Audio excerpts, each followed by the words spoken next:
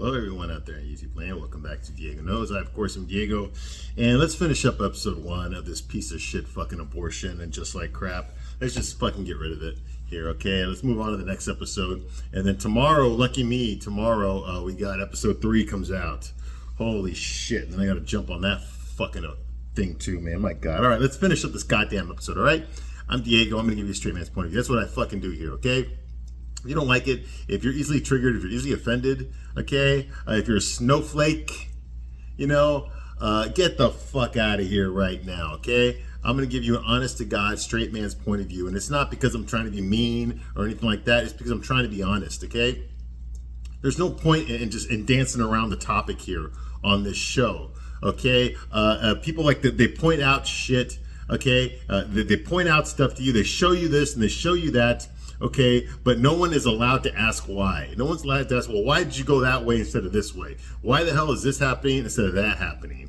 You see what I mean? For example, I have a lot of questions about what's going on this season and last season too. First of all, okay, so Miranda left Steve. Okay, now Steve isn't just some fucking unknown fucking character. We know Steve. Okay, I was there from the beginning. I was there since the late 90s. Okay, that's when I started watching the show. Okay, in the late 90s. All right, so I know who Steve is. I know Miranda's husband, okay? We liked him. We watched their relationship goes the up and downs, their breakups, their get back togethers when she got pregnant, all that kind of shit. We've been there. We were at their fucking wedding. So we know Steve, okay? So when Miranda decides that all of a sudden she just woke up one day and realized that she's a fucking a lesbian that fucking is only attracted to ugly things, we got almost nothing about Steve's reaction to that. Okay, we got a reaction, but that's all we got. We got, it's never coming off. We got to see him acting like a fucking pussy, which, yes, he had his pussy moments back in the 90s and early 2000s too, okay, but he always bounced back. Okay, when push came to shove, Steve stepped up.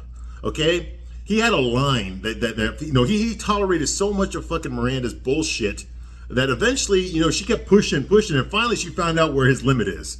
Okay, you found, okay, he ain't taking it anymore. Okay, this is it. Now he's going to push back. Okay, you've crossed the line. So at least Miranda understood what her boundaries were. This Steve has no fucking boundaries. If his wife cheats on him, tells him he's a dumb fuck, treats him like fucking total shit, okay, ridicules him, emasculates him, all that kind of stuff, okay, he's okay with it. He doesn't care as long as he can just watch his fucking Netflix, and chill, okay, and turn off his hearing aid. He doesn't give a fuck. Okay, she divorced his ass. They've been together for a long time. She divorced his ass, and he's just crying about it. He's just like, and that's it. That's all we get. We have nothing else. Okay, we have no idea what Steve is going through right now. Here we are in the second episode, about to be in the second episode here, the second season, and we have no idea what Steve is going through. No idea at all. And he's a character that we cared about. We cared about Steve. I cared about Steve. Okay, and we get nothing about what he's going through. What has he rebounded? Has he found somebody else? Is he still balled up into a corner and crying? Okay, like he was last season? I mean, what kind of fucking man is this?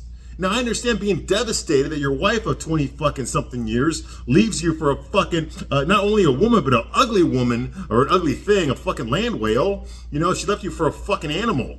Okay? I can understand you being upset about that. I'd be upset about that too. Okay? But I want to know what's going to happen to him. And this TV show doesn't bother to ask that question. Nobody gives a shit. Nobody gives a shit. That was a big fucking major development last season. Is Miranda left Steve. And what do we get? Nothing. So far, we were going to episode 2 here. Nothing about that. Nothing at all. It's just like ignored. Nobody talks about it. Nobody brings it up. It's like it didn't happen. No, it fucking happened. And I want to know what happened with that. Okay, we're invested in their marriage. Okay, we were there from the beginning. We were there since they first fucking met. We've been there, okay? And you give us nothing. All you're showing us is fucking Miranda getting her fucking orgasms with the strap-ons, and fucking hopefully not fucking causing a fucking earthquake with their fucking heaviness on that goddamn fucking bed that's about to fucking break, okay? From Miss fucking Fred Flintstone, her lover there, I mean, what the fuck? How old is she? Like 30-something, 40-something years old? And she's just now concerned about her weight? What the fuck, man? This is stupid. I don't want to know about this. I want to know what's going on with Steve. You see what I mean? And we're not getting that. Okay, and that goes for everything on this show. Look at Harry. What the fuck is Harry? What's her name? Charlotte's husband. What the fuck? He's more concerned with his fucking Zorro boots than he is with fucking being a fucking father to his fucking kids. Harry, your kids are fucked up. What are you doing about it? Nothing. He ain't doing nothing about it. He's expecting Charlotte to do all that. You know, well, in case you haven't noticed, Charlotte's a fucking dumb fuck. And she always has been. She has always been fucking an airhead. Since her first appearance, Charlotte has been a fucking airhead. You can't trust her to raise the fucking kids. Look at how they're turning out. My God, look at how they're fucking turning out. You got Rock over here who thinks she's a fucking what? I don't know what the fuck she thinks she is. And she's only doing it because she has no fucking social skills, because she has no fucking friends. She has no fucking friends. She's not fucking popular. Nobody wants to hang out with her. There's nothing exceptional about her. So what do? You claim to be trans, or you claim to be fucking some part of the fucking LGBTQ shit, and all of a sudden you're special now. Now you're popular. Now everybody respects you. You see what I mean? That's all this fucking is. That's all it fucking is. You know, and they're going with it. Oh yeah, absolutely, yeah. You know, what the fuck did Harry do when Rock's fucking teachers? Her teachers, yes, I said her teachers even had that conference with them, remember? Brought them to the school and said, hey, listen, we support your daughter's pronouns and how they want to be called, and here's some literature so you can be educated too. And what did he do about it? And me as a father, because I am a father, what would I have done if I'd had that fucking guy say, first of all, this is a fucking private school. I pay for this fucking school. Okay, I pay you, and I don't fucking pay you to confuse my fucking kids. Okay, not only am I getting my fucking kids out of here right now, I'm going to sue your fucking ass. That's the first thing I would say. Okay, and the next thing would be, I sure as fuck wouldn't be like, oh my God, I feel like the most useless parent in the whole world. Well, fucking do something about it. He knows shit. He has no fucking balls. He doesn't control anything in his own fucking household. Nothing at all. What the fuck kind of man is that? What kind of role model is that? Let me ask you, well, your daughters, okay, when your daughters, when they grow up and they think about getting married, what kind of man do you think they're going to want to be with? A man like you? Are you your fucking mind? What happens if they think that all men are this way?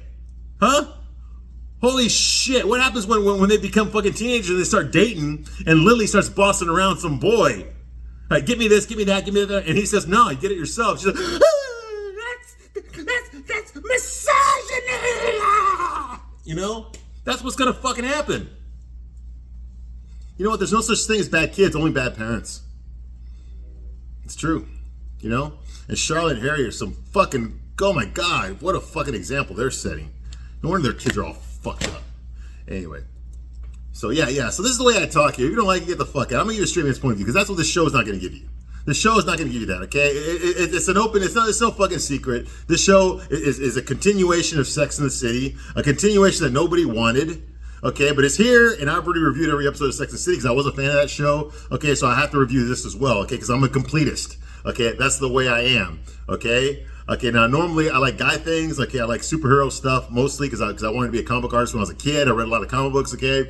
But I decided to come out of my wheelhouse, okay, and do something different. Okay, talk about, because I enjoy chick flicks too as much as the next guy, which is not very much. Okay, but I've seen a couple of good ones, but mostly I've seen pieces of shit. Okay, and that's why in between seasons I've been reviewing chick flicks. I already reviewed Dirty Dancing, The Notebook, Breakfast at Tiffany's.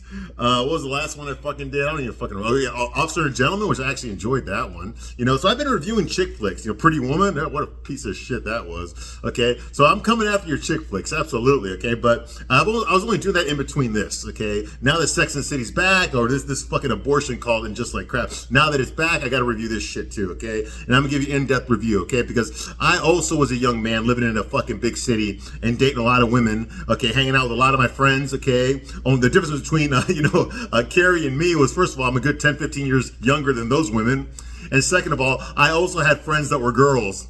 Unlike Carrie and her friends, which are all girls, okay? They have no guy friends that are straight, that hang out with them on I actually had straight girls that I hung out with as well, okay? It wasn't just guys, okay, that I hung out with, okay?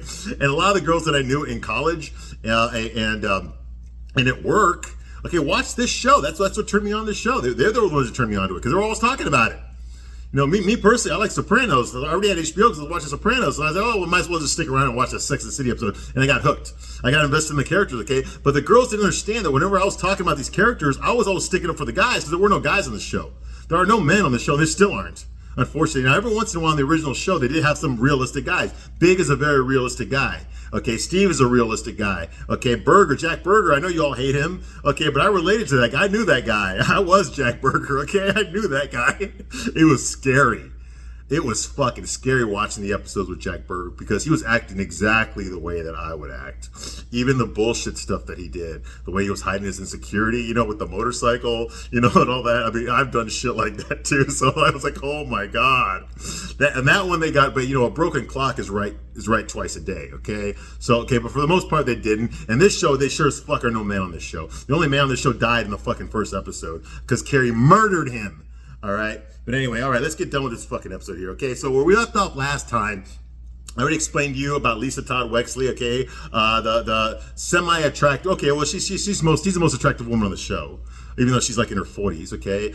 You know, and her husband, fucking Herbert Wexley, what a fucking pussy he is. Okay, this fucking mangina, this fucking strap-on that she's married to. Okay, now she has a fucking, I've been in 7-Elevens that were smaller than her fucking closet, okay? Okay, and he wants to fucking eat her out, well, even though she's got to get ready for the fucking Met. That's what everyone's getting ready for in this episode, the Met Gala. Okay, for those of you who don't know, I mean, well, if you're watching this, I'm sure you know what it is, but for those of you few that don't know what the Met Gala is, it's a thing that happens in New York, the Metropolitan Museum of Art. They do it once a year. It's to raise money to get a bunch of fucking weirdos to design costumes, okay? It's $50,000 a ticket.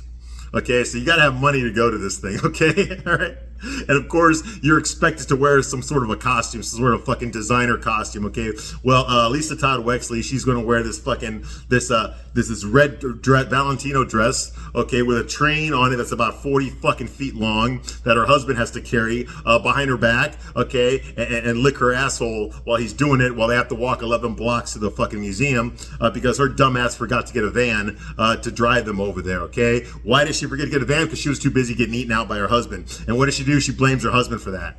Okay, she actually berates him, even though he's the one that fucking pays for everything. He pays for that fucking 7-Eleven size fucking a walk-in closet that she has. He pays for the luxurious apartment that they have. He paid for that fucking Valentino dress, and he paid for that fucking Valentino rose bush that she's wearing on her fucking face. Okay, but yeah, that's not enough. Okay, and then he ate her out and got nothing in return. Okay, because that's realistic, isn't it, guys? Absolutely. Okay, so yeah, and so she still finds a way to make it his fault. Okay, oh my God, a chick show, a woman's show that blames men? Holy shit, somebody call Ripley. When the fuck did they start doing that? They're actually blaming men for everything? What the fuck, is that like a new thing? I don't know. Because I'm a guy and we don't fucking blame women for everything. Jesus fucking Christ. All right, yeah, so she fucking, yeah, he fucking carries her train because that's his job. His job is to fucking lick her asshole and fucking give her everything that she wants. In exchange for that, and pay for everything. Pay for everything. In exchange for that, she can fucking berate him, belittle him, insult him, and tell him what a piece of shit he is, how he's a fucking terrible lover, he's a terrible husband, a terrible father, a terrible provider, you know, and fuck you, you goddamn limp dick motherfucker. That's basically what she does, okay? That's her responsibility. His responsibility is the other stuff that I mentioned, all right? All right, moving right along, okay? The next thing we see is Charlotte. Now, Charlotte's dressed like fucking Mary Poppins. That's what she's gonna wear to this fucking Met Gala. She's gonna look like fucking Mary Poppins, which might have been a little bit cute, okay, back when Charlotte was in her 30s, you know, when we first met her, okay, because she was the one I was most attracted to. I liked her personality. There's things about her I didn't like, okay? I didn't like the fact that she was a gold digger, and I didn't like the fact that she was a fucking idiot. Now, to me, none of these women are particularly smart, okay? I know that Miranda's the most educated one. She's a Harvard graduate, but even for a Harvard graduate, she made a lot of fucking stupid ass fucking decisions on Sex and the City. She was a real dumbass, okay? Okay, because there's a difference between knowledge and wisdom, okay? There's a difference, all right? And Miranda, it's clearly evident in Miranda, okay? She's smart up here, but she's a fucking dumbass in real life, okay? Yeah, but I like Charlotte's personality, okay? She was very feminine. She was the most feminine out of the four, okay? The way that she dressed, like, you notice she never wore, it's only one episode of Sex and the City did she ever wear jeans, okay? Did you notice that? I did. She always wore skirts, she always wore dresses, okay? That's the way she was, okay? And, you know, she was very feminine, okay? And very non-threatening, okay? Whereas Miranda is looking around like she wants to cut off every man's cock, you know? And then Samantha just like, she thinks she's fucking Joan Collins or some shit, you know? Always bragging about herself. She can't talk. Samantha cannot go fucking 30 seconds without bragging about how fucking hot she is and how great she is, okay? And then you got fucking Carrie, who spends all of her time talking about her problems and what's important to her. She doesn't want to hear anyone else's problems or what's important to them. Just talk about her own problems and what's important to her and monopolize the conversation. Every once in a while, she'll give a fucking witty one-liner, okay? Because she's a writer, okay? You know, that kind of thing, you know? But Charlotte, Charlotte was more of the fucking the princess, you know, the nice one, you know, the sweet cute girl. Okay, that's something that men are very attracted to. I remember back when the show was on in the early 2000s, TV Guide. Remember that TV Guide? Yeah, I know how times have changed. TV Guide did a survey for men only about Sex and the City. Out of these 4 women, which one would you mostly hook up with, okay? Because the creators of Sex and the City were expecting it all be like Samantha. So, because Samantha was the fan favorite. That was one that all the women liked, was Samantha, okay? And the actual answer was actually Charlotte. Charlotte was one that the men, not women, men chose Charlotte. Out of the 4, personally, if I could get better, I wouldn't fuck any one of these 4 women, okay? I would not. Okay, but if I had to, if I had gunpoint, if I had to pick one at gunpoint, it would be Charlotte. At least it would have been Charlotte. Okay, back then it would have been Charlotte. Okay, now today in 2023, if I was to put at gunpoint, I had to fuck one of the 3 that are left. It would be probably the fucking hole in the ground. That would be the one that I would do, okay? Because Charlotte, okay, you know what? Kristen Davis, you know, she's one of those women, you know, I mean, and there's a lot of them, okay, that just don't want to get old. They're, you know, like Madonna, like Cher, you know, they just do not want to get old. Okay, they don't want to go. They'll go into the night because they have the money to do it. Okay, most women can't afford plastic surgery. Most women are working bullshit fucking jobs, barely making ends meet. Okay, and they're getting older too, just like the rich women are. Okay, they can't afford to go to the fucking doctor and go into the knife. Okay, for vanity, that money would be better suited to buy groceries or pay the electric bill. You see what I mean? Okay, but Kristen Davis is not one of those people. Okay, so you know, she goes under the knife. Again, look what she did to her fucking face. She ruined her fucking face. Okay, she fucking Meg Ryan'd it. Okay, it's horrible. Okay, it's horrible what she did to her face. It's so obvious she has lip injections. It's so obvious she did something to her chin. She got rid of the bags under her eyes because she's like in her 50s. She's like 56, 57 years old. Okay, I mean, it's just, you know what it looks like? It looks like a very insecure woman. It looks like the guy, I mentioned that last video, like, you know, the older men that are bald, okay, but what they do is they fucking comb their hair on the side, make it grow it out long here so they can comb it over. Okay, but it's so obvious they're bald, they're just trying to fucking hide it. They're just trying to use some sort of a psychological trick to convince themselves that they're not bald, okay? I call it the Dick Van Patten, okay? We've all seen that before, okay? It's very unattractive from what women have told me, and, you know, it shows that the guy's very insecure that he has to do that, okay? Well, that's how men think when they see a woman who just Botox the fuck out of her face. That's exactly what we think. Here's a woman who's afraid of getting older, okay? And for a show that's supposed to be about strong, independent women that don't need no man, that are all boss bitches and divas, it's a big fucking sign of weakness, of insecurity, okay? Which is exactly what you don't want to project on a show like this. This show is supposed to be the anti-insecure woman show, okay? Women can do everything a man can do, and better. You know, yeah, bull fucking shit you can, all right? There's some things women can do better than men. There's some things men can do better than women. That's just a fact of life, okay? There's nothing sexist about that, okay? But that's definitely not where they want the audience to think, okay? So, but I'm the guy that's going to point that out. No, you look insecure, Kristen Davis. You look like you're afraid of getting old, okay? For a woman who's supposed to be strong and empowered, okay? You're wearing your fucking insecurity on your fucking face, literally on your face, okay? That's not the look you want. That's not a good look. It's not a good look at all right? Anyway, but now she's dressed like Mary Poppins, okay? She looks like she's out of a fucking Technicolor fucking Disney movie, all right? And she looks like fucking shit. I'm sorry, but she does. And she was the one I was most attracted to, okay? You know, and I remember back when Harry was below her, okay? I remember when she first started dating Harry, short little Jewish bald Harry with a hairy back. Remember that when they first started dating? He was her divorce lawyer, remember? And then she was embarrassed by him that she didn't want her friends to know that she was fucking her divorce lawyer because he was so fucking unattractive that she didn't want to be seen with him in public and she didn't want him to meet her friends. Remember that? Okay, well now it's the other way around. Now it's the other way around. How the fucking mighty have fallen. Oh my God. Anyway, so yeah, I would be embarrassed. Okay, honestly, as a man, and I think every guy out there watching this video right now would tell you the same thing, ladies. Okay, we would be embarrassed to be on a date with fucking Kristen Davis right now. Okay, if we were going to a nice restaurant or something where there's going to be a lot of people there, people that knew us, okay, knew me, okay, and I walked in there with a fucking 57-year-old Kristen Davis like that, I would be embarrassed. I would be embarrassed. I would probably act like I'm just like her publicist or some shit like that. I'm definitely not her lover, okay? I won't want people to think that, okay? It's true, because look what she did to her fucking face.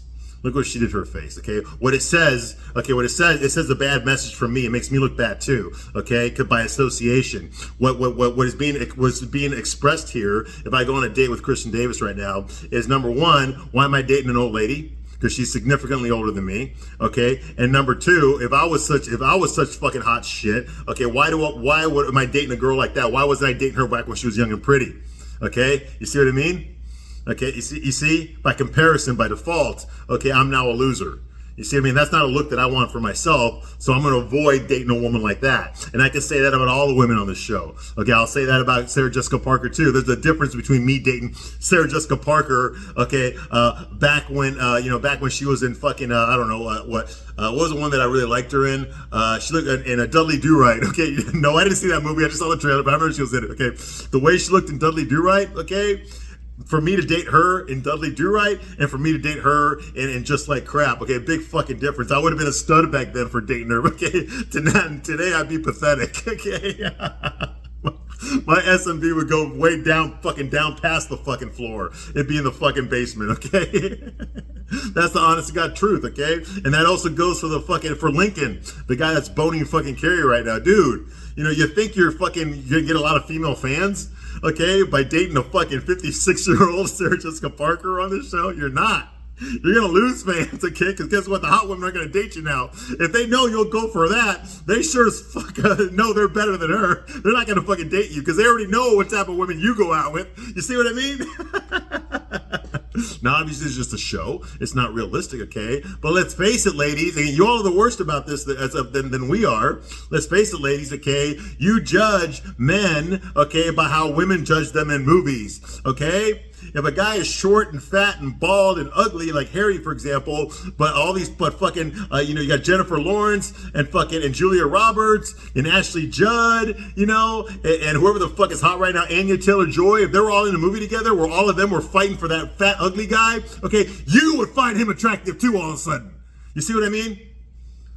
So if a guy that you're attracted to is hot and he's dating fucking 56-year-old Carrie, okay, you're not really, and you already know you're better looking than 56-year-old Carrie, okay, then you're like, oh my God, he can do so much better, but he ain't going to get me because I am better. You know, if he's going to date that, you know, I don't date losers. You see what I mean? Okay, so he actually lowered his sexual market value, okay? Anyway, moving right along. And that's why if you're like a famous woman, you're old and rich and shit, you know, and I mean old, like Zsa Zsa Gabor, fucking, you know, like much like the really older women, you know, that Martha Ray, that type of thing, okay? Why do you think they fucking end up marrying young gay guys when they're in their 70s? Okay, that's why, because the straight guys won't marry them. All right, moving right along, okay? So Charlotte looks like Mary Poppins, okay, in a fucking gay bar. She looks like Mary Poppins walked into a gay bar, okay? I know, fits in, right, okay? And Harry doesn't want to go. He changes his mind at the last minute. He decides he can't go if he can't meet celebrities. He finds that he's like, okay, the area where they're going to be in, the celebrities aren't going to be in that area, and he really wants to go so he can show off his Zorro boots, his top hat, and he wants to take a selfie with Rihanna. And then fucking at the last minute, the shark goes, well, you know what, Harry, it's probably not going to happen, okay? The area we're going to be sitting in is not where they're going to be, okay? So, you know, that whole fantasy you have about taking a selfie with Rihanna, okay, it's probably not going to happen tonight, okay? So he's like, well, then what the fuck am I going for? Forget about it. I ain't going to go then. You know, like the last minute converse, get the fuck out of here, okay? So he decides not to go. So Charlotte immediately calls Anthony and says, I made a mistake, a terrible mistake. And Anthony's just fucking at home jerking off to gay porn like always, all right? Or he's eating his fiddle faddle, okay? And he's like, can you still come, you know, and you've got like 20 minutes. He's like, oh shit. So he decides, he's all excited now. Good old Anthony. Now he has actually something to do, okay? Besides eating fiddle faddle and jerking off, okay? So he's got 20 minutes to get ready. Well, he's a guy, he can probably do in 5, okay? Meanwhile, Seema looks like fucking, she looks like fucking like Calcutta, India, met Studio 54. Okay, she's a cross between both of them. She looks fucking crazy and disgusting. Okay, while she's getting ready for the fucking Met, it's just weird. I can't describe it in words. Think Calcutta, India, and Studio 54 had a baby together. All right. Meanwhile, Jackie's wife. Okay, remember Jackie's wife, the black woman who's a seamstress. Okay, who's never fucking done a professional gig before in her life. She's the one that's in charge of designing fucking Carrie's dress for the Met. met, okay? Because the other seamstress that Carrie hired all bailed. They all had the stomach flu, okay? So Jackie's literally in Carrie's living room fucking hammering out the fucking dress, okay? While Jackie's standing there talking to fucking Carrie and taking emotional abuse from his fucking wife. Because that's how all the men are treated on this show. And I ain't gonna go that far, okay? Jackie's not a fucking man, okay? He's the fucking, you know those little fucking ticks that are on your pubic hairs? That's what fucking Jackie is, okay? He's a pubic hair tick, okay, that shops at the fucking Gay Pride Salvation Army, okay? That's what he is, all right? And that's how he gets treated on this show, too, so it's apt, all right? So Jackie's wife is stressing out over the dress, okay? Of course, she's yelling at fucking Jackie about it, you know, like all the women do on the show, berates her husband, emasculates him, treats him like he's a fucking disgusting fucking piece of shit, okay? And Jackie's like, you know, after he takes all that abuse, all the fuck you piece of shit, and shut the fuck up, you asshole. After he listens to all that from his wife, he's like, you know, I think I need a smoke break. You know? Yeah, because that's how the men act on this fucking show, okay? These fucking pseudo men. You know, what the fuck, bitch? You ever talk to me that way? My wife talked to me that way, especially in front of a coworker. Bitch, you're getting fucking divorce papers tomorrow. And you think you're gonna take my fucking money? No, there's no way we'd even have a ring on your finger if you had to sign the fucking prenup. So fuck that noise.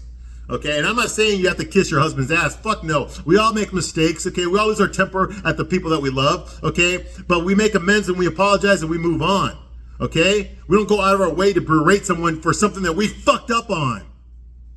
You know?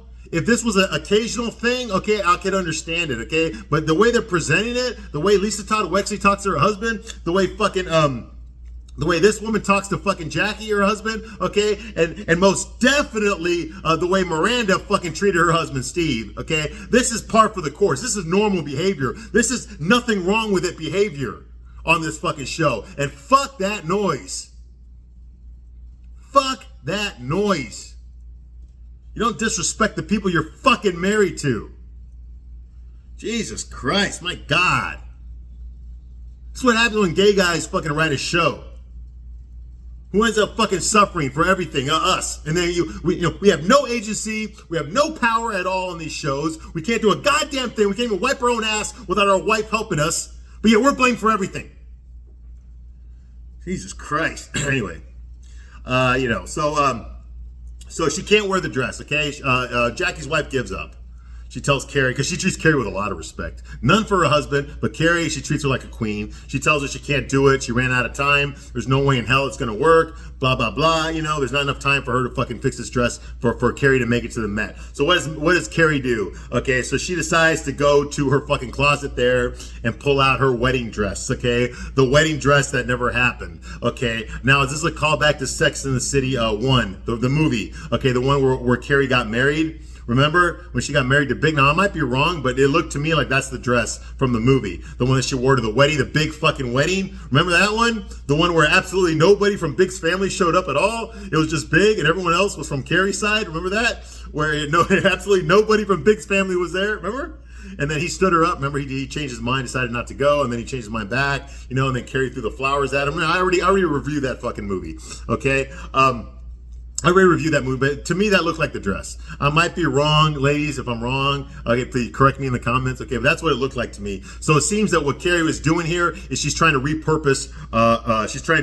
Repurpose her pain. That's what she called it. Okay, she's taking a bad incident because they did get married at the end of the movie. Okay, but they got a very modest wedding. They just went to the Justice of the Peace in their regular clothes, and they signed the papers and all this kind of stuff. Okay, but the big fancy wedding at the beginning of the movie, okay, that one I think that's the dress that she was wearing. I don't remember who designed it or whatever, but was it a Valentino? I don't fucking remember. It's been a year since I reviewed that movie, okay? It's been a while, so I don't fucking remember exactly. But if you watch the videos where I reviewed it, I said it on there, okay? I just don't remember right now. But yeah, I think that's the one. I might be wrong. But anyway, she looks like a fucking clown. Of course she does. You know, she decides to walk out of her apartment because, you know, I guess nobody gets Ubers anymore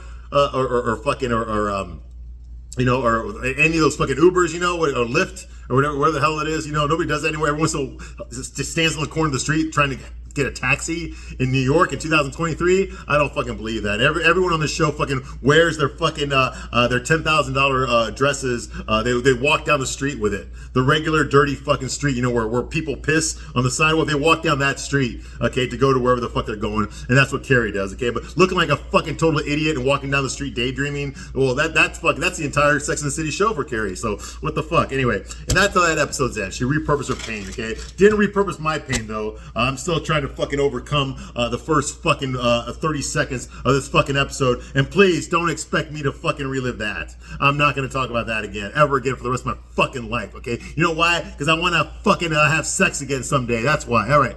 I'm Diego. Thank you for watching this long, and I'll be back soon enough with episode 2 of And Just Like Crap. Thank you for watching.